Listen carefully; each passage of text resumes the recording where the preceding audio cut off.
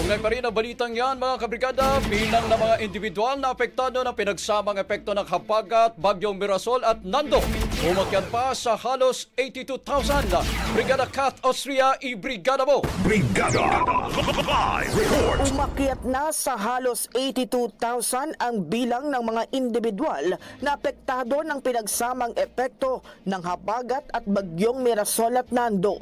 Ayon sa NDRRMC, kabuang 22,101 families o 81,976 individuals ang apektado mula sa 195 barangays mula sa Regions 2, CAR 3, 5 at 6. Sa bilang na ito, 39 families o 114 katao ang nananatili ngayon sa mga evacuation centers. Samantala, 2 kalsada at 5 tulay ang nananatiling hindi madaanan sa Region 2. Meron ding 16 na bahay ang napinsala, kabilang ang 5 totally damaged, karamihan sa Region 6. Nagpapatuloy ang monitoring at clearing operations ng mga otoridad sa mga apektadong lugar.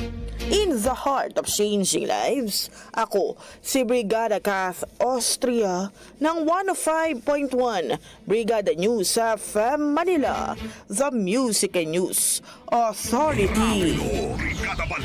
Ang bahaging ito ay hatid sa atin ng Power Cell Salabat, ginhawa ng bawat nangangarap.